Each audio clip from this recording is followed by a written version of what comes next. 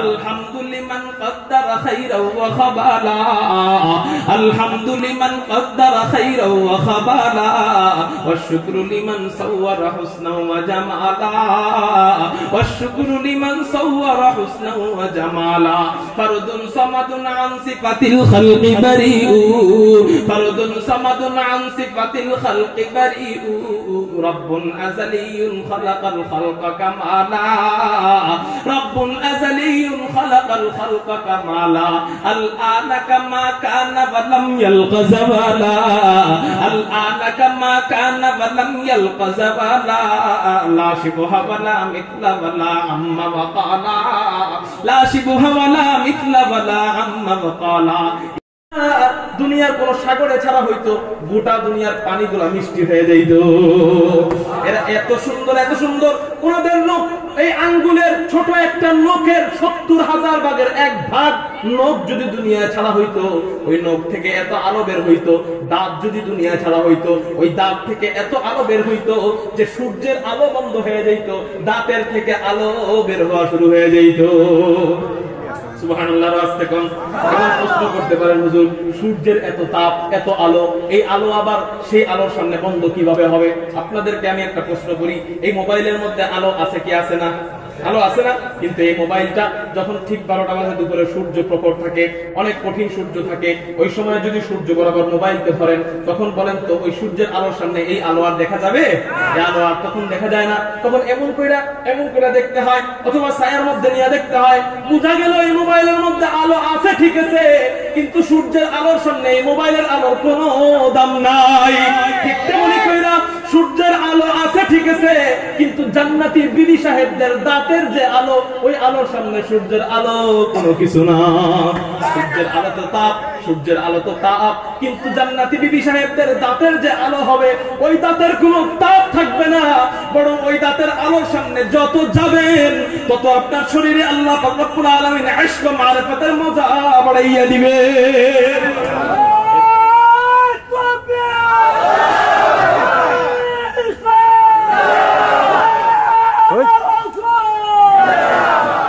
मेरे मुहतरम भाइयों, এবার আল্লাহ পাক রব্বুল আলামিন ওই জান্নাতে লাগাই দেব, বলবেন ওই জায়গায় দাও, তোমাদের স্বামীদেরকে তোমরা জান্নাতি গান শুনাইয়া দাও।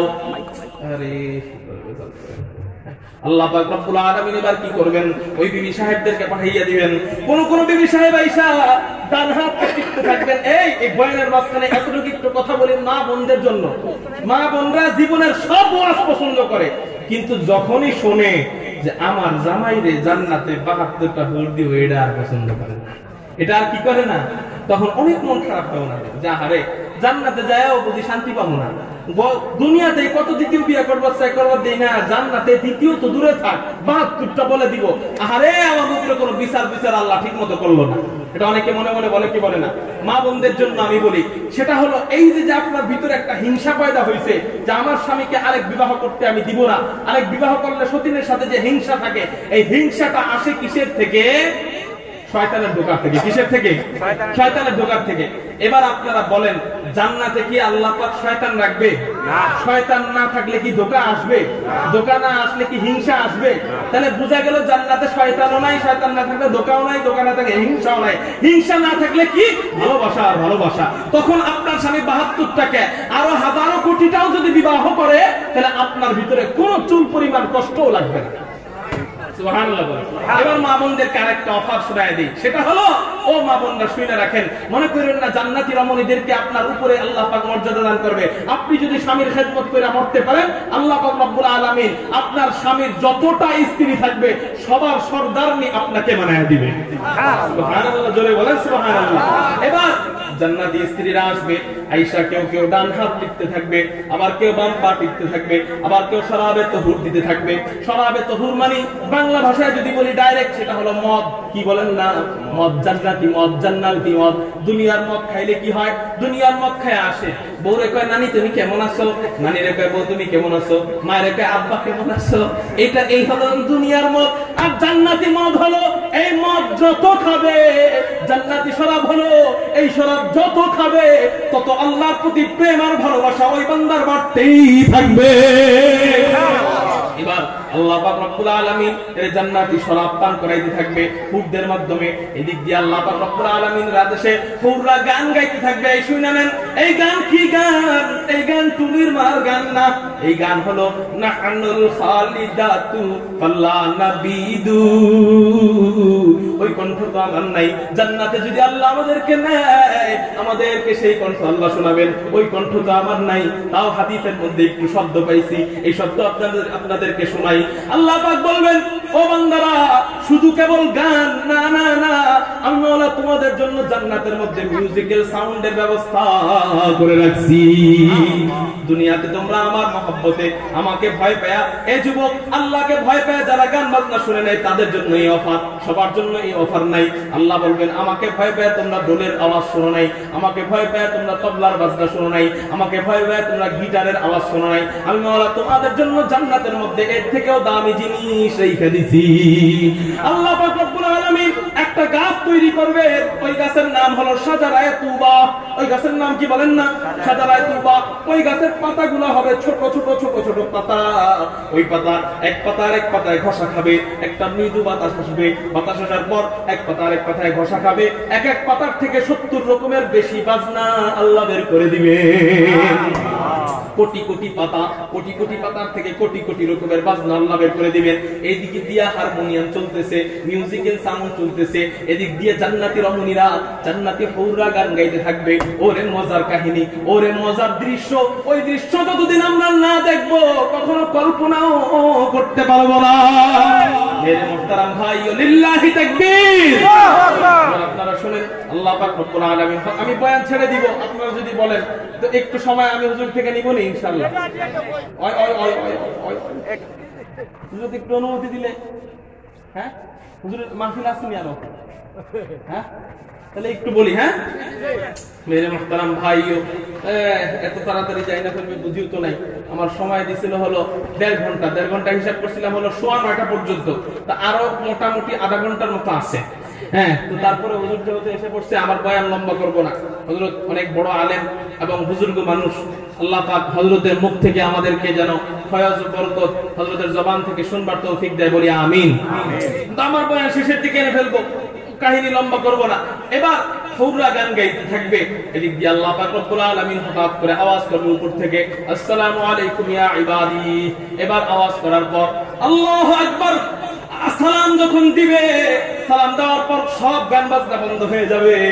সবাই মনে করবে এবার বুঝি মাওলা পাক সালাম দিতেছে, সালামের জবাব দিবে। আল্লাহ পাক রব্বুল আলামিন জিজ্ঞাসা করবেন, ও বান্দারা, দুনিয়াতে তোমাদের সাথে যেই সমস্ত জিনিসের ওয়াদা দেওয়া হয়েছিল সব কি ঠিকঠাক মতো পাইছো কিনা? এবার সবাই আল্লাহকে বলবে, আল্লাহ, যেই সমস্ত জিনিসের ওয়াদা আপনি আমাদেরকে দিয়েছিলেন সব ঠিক মতো পাইছি। কিন্তু একদল বান্দা কোনো কথা বলবেন না, চুপ করে থাকবেন। একদল বান্দা কি করবেন বলেন না? চুপ করে থাকবেন, কোনো কথা বলবে না। আল্লাহ পাক রব্বুল আলামিন বলবেন, ও বান্দারা, তোমরা কেন কথা বলতেছো না? কোনো কথা কেন বলতেছো না? ওই দল বান্দা বলবে, আল্লাহ, হুরে গেল মাঝে তুমি নেয়ামত হায়ে তু সবসে বেহতর নেয়ামতে দিদারে তু। আল্লাহ, হুরগের মানের জন্য তো আসি নাই, জান্নাত পাবো সেই আশায় আসি নাই। তুমি জান্নাত দিছো, নেওয়া লাগে তাই নিছি। হুরগের মান দিছো, হাদিয়া দিছো, না নিলে কষ্ট পাইবা, নেওয়া লাগে তাই নিছি।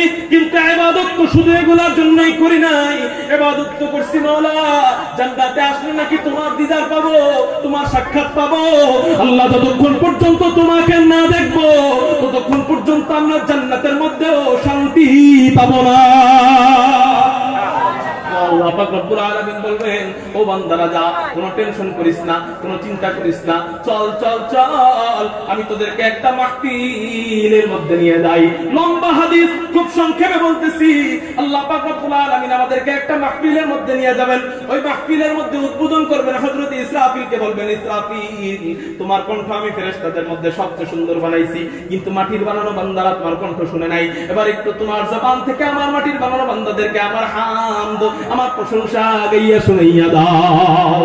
আলহামদুলিমান কদ্দারা খাইরা ওয়া খাবালা, আলহামদুলিমান কদ্দারা খাইরা ওয়া খাবালা, ওয়া শুকরু লিমান সাওয়ারা হুসনাও ওয়া জামালা ওয়াশ শুকরু লিমান সাওয়ারা হুসনাও ওয়া জামালা ফারদুন সামাদুন আন সিফাতিল খালকি বারিউ ফারদুন সামাদুন আন সিফাতিল খালকি বারিউ রাব্বুন আযালিয়ুন খালাকাল খালকা কামালা রাব্বুন আযালিয়ুন খালাকাল খালকা কামালা আল আনা কামা কানা ওয়া লাম ইয়ালকা যাওয়ালা আল আনা কামা কানা ওয়া লাম ইয়ালকা যাওয়ালা লা শিবহা ওয়ালা মিথলা ওয়ালা আম্মা ওয়া ক্বালা লা শিবহা ওয়ালা মিথলা ওয়ালা আম্মা ওয়া ক্বালা।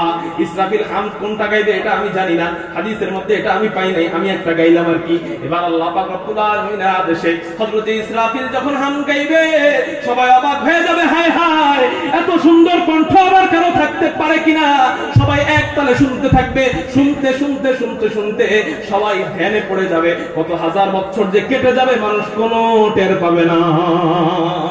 আল্লাহ পাক রব্বুল আলামিন বলবেন, ও বান্দারা এতেই তোমরা অবাক হয়ে গেছো, এর থেকেও দামি সঙ্গীত, এর থেকেও দামি কণ্ঠ কি তোমরা শুনতে চাও কিনা?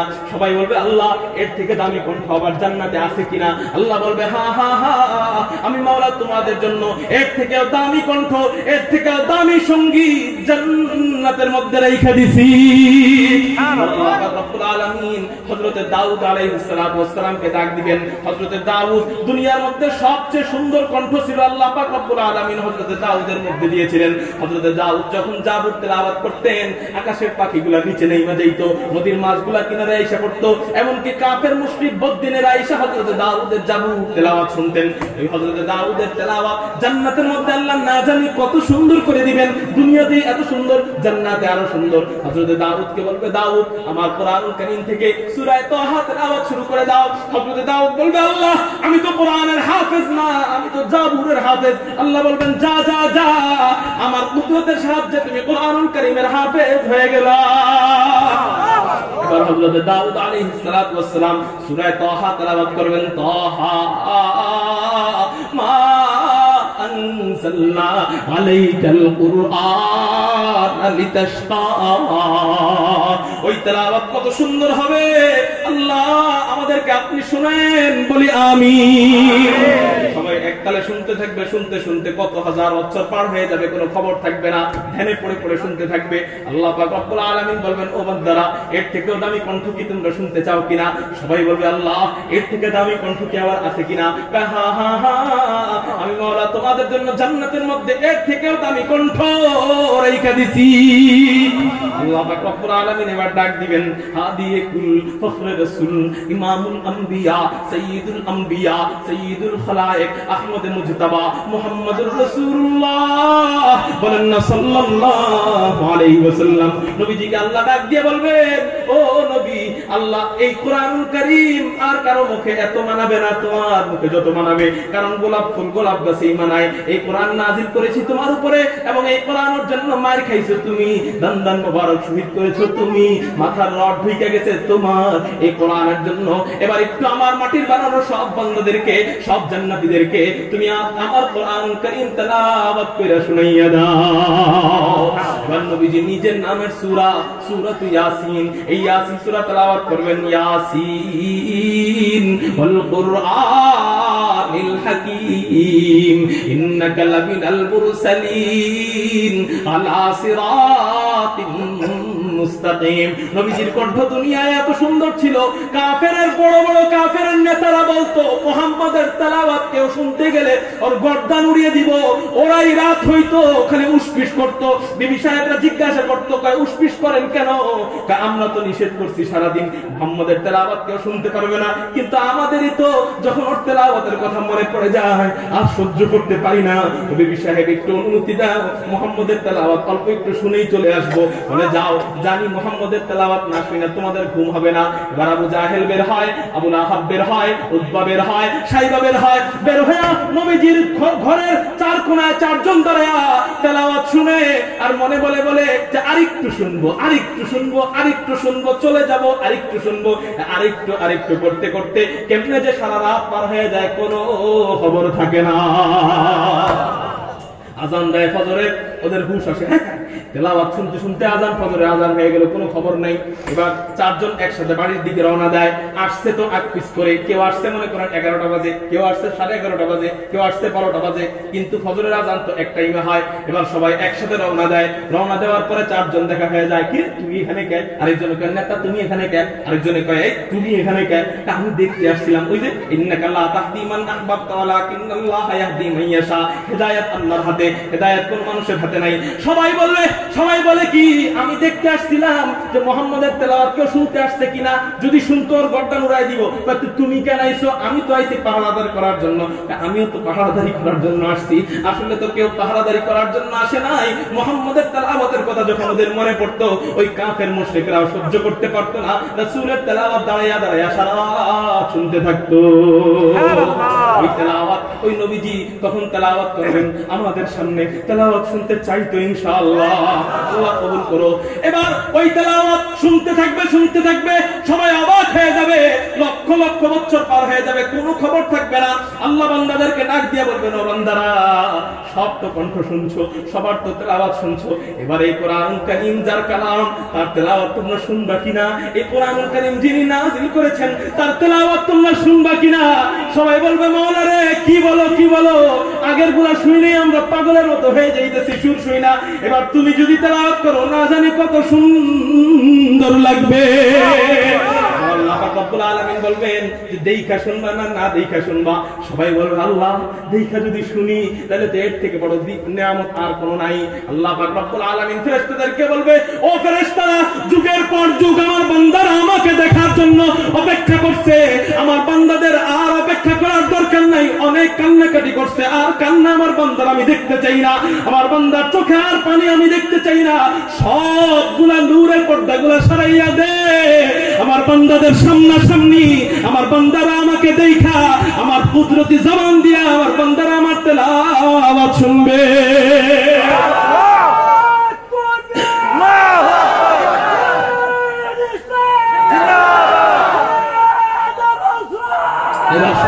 এবার আল্লাহ পাক রব্বুল আলামিনের বলার পর ফেরেশতারা সব পর্দাগুলো হটায় দিবে, আর সুবহানাল্লাহ, আল্লাহ পাকের কুদরতি চেহারা বান্দারা দেখবে, দেখতে থাকবে, তাকায় থাকবে। মাওলা তুমি এত সুন্দর, আগে তো বুঝি নাই, আগে যদি জানতাম একমাত্র তোমার জন্য ইবাদত করতাম। আল্লাহ পাক নিজের নামের সূরা রহমান তেলাওয়াত করবেন, ওই দিন তেলাওয়াত করবেন আর রহমান, এইভাবে না, আল্লাহ বলবেন আর রহমান আল্লামাল কুরআন খালাকাল ইনসানা আল্লামাহুল বায়ান। চিল্লায় বলি সুবহানাল্লাহ। ওই দৃশ্য কেমন হবে তা জানি না, ওই সুর কেমন হবে তা জানি না। আরে সুবহানাল্লাহ। এবার সবাই বলবে, আল্লাহ পাক বলবে, যাও মাহফিল শেষ, এবার যার যার ঘরের মধ্যে যাও। সবাই আল্লাহকে, এবার দেখেন আরেক কাণ্ড কারবার, আল্লাহকে বলবে, আল্লাহ বাড়িতে যাইতে চাই না, ঘরে যাইতে চাই না, আমাদের জান্নাতে আমরা আর যাইতে চাই না, আপনার কাছেই থাকতে চাই। আপনি এত সুন্দর, আগে বুঝি নাই, আগে দেখি নাই, আপনার তেলাওয়াত এত সুন্দর, আগে বুঝি নাই। আল্লাহ এবার আর আমরা ফিরে যাইতে চাই না, আপনাকে দেখতে চাই। আল্লাহ পাক বলবে, এই তোমরা যদি না যাও, এই জান্নাত বানাইছি কাদের জন্য? সব তো তোমার জন্য। ये ज़मीन मेरे लिए है, आसमां मेरे लिए, ये ज़मीन मेरे लिए है, आसमां मेरे लिए, और है मसरूफ खदमत कुल जहां मेरे लिए, और है मसरूफ खदमत कुल जहां मेरे लिए, बरगबर मेरे लिए है, हर समर मेरे लिए, बरगबर मेरे लिए हाय, हर समर मेरे लिए, हर चमन मेरे लिए, हर गुलसिता मेरे लिए, हर चमन मेरे लिए, हर गुलसिता मेरे लिए। সব তোদের জন্য বানাইছি, তোরা যাবি না কেন? জান্নাতে যা। ওরা বলবে, আল্লাহ আগে ওয়াদা দাও, তোমারে কোন সময় দেখবো? আল্লাহ পাক রব্বুল আলামিন বলবে, যা তোরা কান্দিস না, কষ্ট পাইস না, এতদিন অনেক কষ্ট করছস, এবার তোরা শুই না রাখ, তোদের খাস কাম না, আমি মাওলা 4টা দরজা রেখে দিলাম। কয়টা দরজা? 4 দরজা। এক দরজা দিয়া ফেরেশতারা আসবে, যাবে, তোর অনুমতি নিয়ে আসবে। কি নিয়ে আসবে? আসবে, যাবে, অনুমতি নিয়ে ঢুকবে। আরেক দরজা দিয়া তোর বিবি সাহেবরা, হেলমানেরা, হুরেরা ঢুকবে, তোর অনুমতি নিয়ে ঢুকবে। আরেক দরজা দিয়া কি করবে এটা আজকে বলবো না, আল্লাহ তৌফিক দিলে অন্যদিন বলবো। আরেক দরজা দিয়া আমি মাওলা সামনাসামনি থাকবে। এই দরজা দিয়া তোর যখনই মনে চাবে আমি মাওলাকে দেখতে, আমি মাওলার কাছে আসতে কোনো অনুমতির প্রয়োজন নাই। ফেরেশতারা তোর কাছে আসবে অনুমতি নিয়া, হুর গেলমান আসবে অনুমতি নিয়া। আমি মাওলার কাছে আসলে কোনো অনুমতির দরকার নাই। যখনই আমি মাওলাকে দেখতে মনে যাবে ওই দরজাটা খুইলা আমি মাওলার পাশে বৈশা বৈশা যুগের পর যুগ আমি মাওলাকে তোরা দেখতে পারবি। मैं ढूंढ रहा कहा है दरबार इलाही, मोहब्बत में तेरा दम बदम रखना है मौला, मोहब्बत में तेरा दम बदम रखना है मौला, मोहब्बत में तेरा दम बदम रखना है मौला, तेरा नाम मजीना है तेरी नाम में मरना, हमें तो दोस्त बना ले, हमें तो मस्ती बना दे, हमें तो प्यार बना ले, हमें तू यार बना ले, हमें तू प्यार बना ले, हमें तू यार बना ले। आमीन बोलेন आमीন। এত বড় হাদিস বলা আমার উদ্দেশ্য না, এই ঘটনা আমার উদ্দেশ্য না বলা। এখান থেকে বলার উদ্দেশ্য হলো জান্নাতে যে সঙ্গীত তেলাওয়াত করা হবে, যে সঙ্গীত পাঠ করা হবে, যে কালাম পাঠ করা হবে, এই কালাম হলো হাট্টি মাটিম টিম তারা মাঠে পারে ডিম, তাই না? এই কালাম হলো আড্ডুম বাড্ডুম গোরাডুম সাজে, ঠিক না? এই কালাম কোন কালাম? এই কালাম তাহা, এই কালাম ইয়াসিন, এই কালাম সূরা রহমান, ঠিক না? ঠিক। এই সূরা রহমান ইয়াসিন এগুলা পড়তে রাজি আছি তো ইনশাআল্লাহ। লাস্ট একটা কথা বলে এই শেষ 5 মিনিটের মধ্যে নেমে যাব, আরো কম সময় নিয়ে নেমে যাব জান্নাত। এবার ওই যে বোকা বাচ্চা মনে আসেনি বোকা বাচ্চার কথা? এই বোকা বাচ্চা হাসরের ময়দানে যাওয়ার পর এই উঠবে চালাক বাচ্চা, বোকা বাচ্চা। চালাক যেটা ইঞ্জিনিয়ার বানাইছে, ডাক্তার বানাইছে, ডক্টর বানাইছে, কোরআন শিখায় নাই, ওরে আল্লাহ বলবে যা জাহান্নামের মধ্যে যা, কোরআন শিখোস নাই, এবার জাহান্নামে ঢোক। ও আল্লাহকে বলবে আল্লাহ একটা ফরিয়াদ কবুল করো। কয় কি ফরিয়াদ? আল্লাহ যেই মা আমাকে কোরআন শিখায় নাই, যেই বাবা আমাকে কোরআন শিখায় নাই, ওই মা বাবাকে আগে জাহান্নামের দরওয়াজার সামনে দাও, ওই মা বাবার বুকে পাড়া দিয়ে আমি জাহান্নামে যাব। এবার আল্লাহ পাক রব্বুল আলামিন মা বাবাকে জাহান্নামের দরওয়াজার সামনে শোয়াবে। ওই ইঞ্জিনিয়ার, ওই ডাক্তার, ডক্টর, ব্যারিস্টার, উকিল মায়ের বুকে পাড়া দিয়ে বলবে ও মা তুই না আমাকে কত মহব্বত করতি, 10 মাস 10 দিন করে কষ্ট দিছি, তুই কখনো আমাকে কষ্ট দেস নাই, প্রসব বেদনায় কত কষ্ট করছস, কখনো বদদোয়া দেস নাই, তোরে রাতের পর রাত ঘুমাইতে দিতাম না, কখনো কষ্ট দেস, আমারে বদদোয়া দেস নাই, আমারে না খাওয়ায় তুই ঘুমাইতি না। ও বাবা রে, তুই আমার জন্য মাত্র 60-70 বছর জিন্দেগির জন্য কোটি কোটি টাকা রাখা আসছিস ব্যাংকের মধ্যে, কোটি কোটি টাকার সম্পত্তি রেখে আসছস, মাত্র 60-70 বছরের জিন্দেগির জন্য তোমরা দুইজন এত কিছু করতে পারলা। কিন্তু এখন তাকাইয়া দেখো ওই যে জাহান্নামের আগুন দাও দাও করে জ্বলতেছে, তোমার ছেলেকে জাহান্নামের ভিতরে সাপ হা করে রয়েছে তোমার ছেলেকে পেটে নেওয়ার জন্য, ওই বিচ্ছুগুলা তাকায় রয়েছে তোমার ছেলেকে, এই কলিজার টুকরা কুটুমটাকে ওই বিচ্ছুটা খেয়ে ফেলবে। তোমরা মাত্র 60-70 বছরের জিন্দেগির জন্য এত কিছু করতে পারলা, এই কোটি কোটি বছর এখন জাহান্নামে থাকতে হবে, সেই জন্য তোমরা কিছুই করলা না।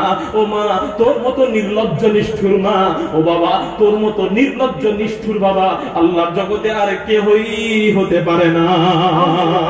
ও বাবা তুই বড় নিষ্ঠুর রে বাবা, ও মা তুই বড় নিষ্ঠুর, তুই আমার ভালো যদি বাসতি আমাকে 60-70 বছরের জিন্দেগির জন্য করতি, আবার কোটি কোটি বছর জাহান্নাম থেকে বাঁচার জন্য করতি, সেই জন্য তোরা কিছুই করলি না, তুই বড় নিষ্ঠুর বাবা। এই কথা যখন আপনার বুকে পাড়া দিয়া বলবে, আপনি একটু বলেন তো তখন আপনি আপনার সন্তানকে কি জবাব দিবেন? বলুন বলেন, কোন জবাব আছে? জবাব আছে নাই। এবার শুনেন, আল্লাহ বলবেন ওই হাফেজ বাচ্চাকে যা জান্নাতে যা, এক এক আয়াত তেলাওয়াত কর, এক এক আয়াতের বিনিময়ে এক একতলা বিল্ডিং এর মালিক বানাইয়া দিব।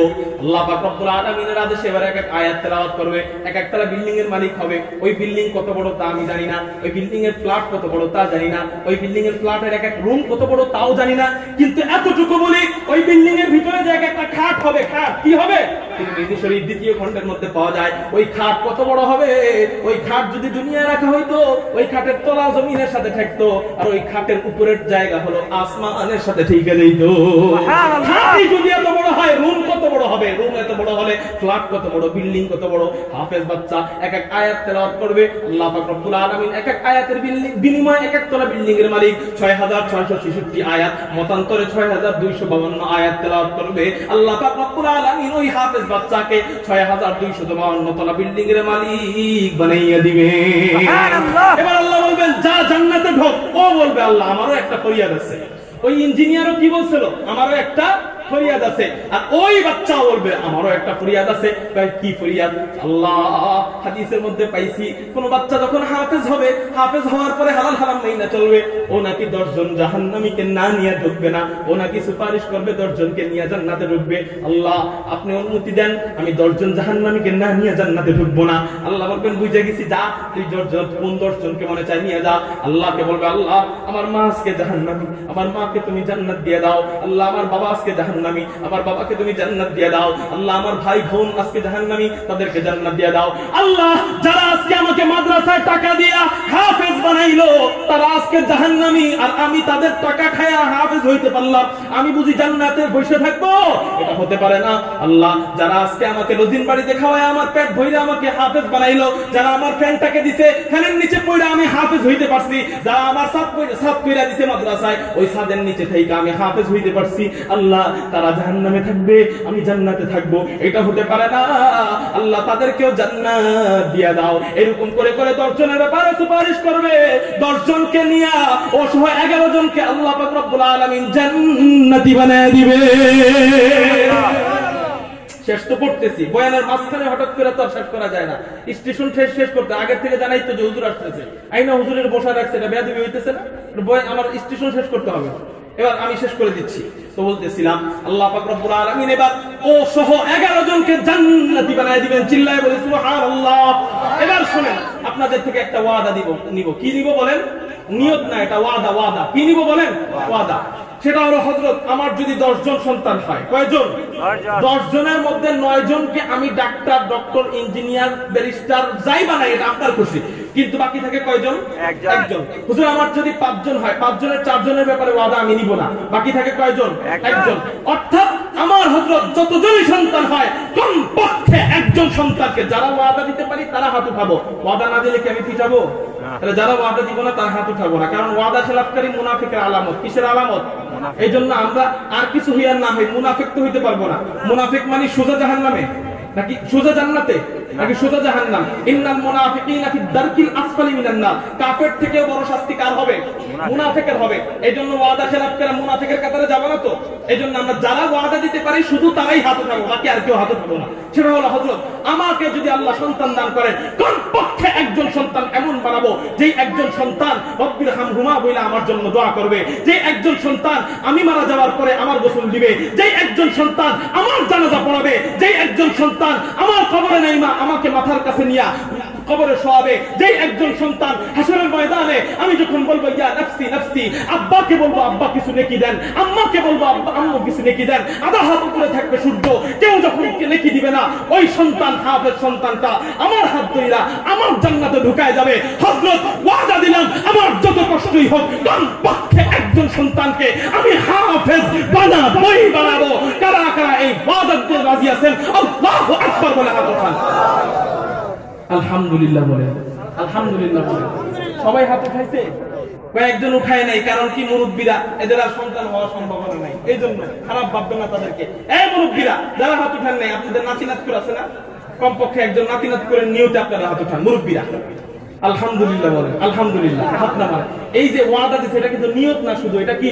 ওয়াদা। এই ওয়াদা যদি কবুল হয়, আগামী 10 বছর পরে দেখবেন এই এলাকাটা কারিয়াতুল হুফাজ, হাফেজদের এলাকা হয়ে যাবে।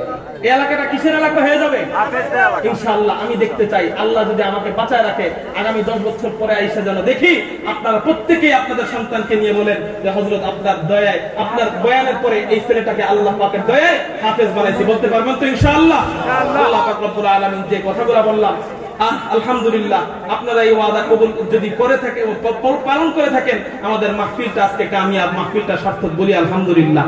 আল্লাহ পাক রব্বুল আলামিন সবাইকে কবুল করুন। হযরতকে কষ্ট দিলাম, এই জন্য হযরতের কাছে আমি বেয়াদবি আগেই ক্ষমা চাচ্ছি। আসসালামু আলাইকুম ওয়া রাহমাতুল্লাহি ওয়া বারাকাতুহু।